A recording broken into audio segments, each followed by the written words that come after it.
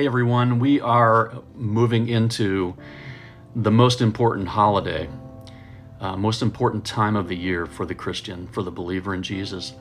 And the reason is because way back early in the Bible, in the beginning of time, Genesis talks about Adam and Eve.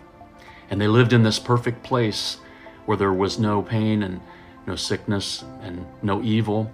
And they made a choice to disobey God, which allowed sin to enter into the world. And unfortunately, we inherited that sin, and we live in a sinful nature. There's nothing we can do about that.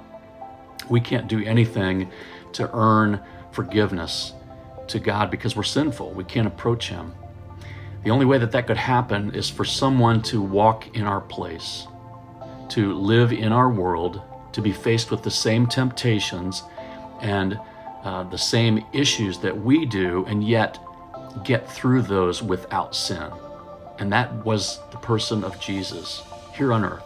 He was fully God, but He was fully man. He walked where we did. He walked through those challenges and those struggles and those temptations that we do, except He didn't give in. And so that's the hope that we have in Jesus in this Easter season. I want to read for you what it says in Luke chapter 23, starting at verse 39. As Jesus hung on the cross, it says, "One of the criminals who hung there hurled insults at Him. 'Aren't you the Christ? Save yourself and us.' But the other criminal rebuked Him. 'Don't you fear God,' He said, 'since you are under the same sentence?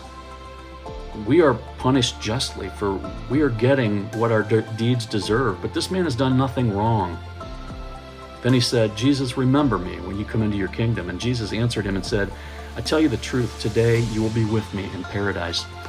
Jesus had the authority to tell him that because what He was doing at that time was taking on all the sin that we have committed and everyone before us. And He defeated that on the cross. And then the ultimate defeat that He needed to conquer was death, which He did. And so we have the hope in Jesus Christ that when the moment He raised from the dead, He had conquered sin and He had conquered death. And because He walked in the same shoes that we do today and experienced the same temptations and overcome those and then overcame death, He gave us the freedom to once again enter into that Holy of Holies with God the Father, and we have that relationship again. So remember that this weekend as we go through the Easter season, what Jesus has done for us.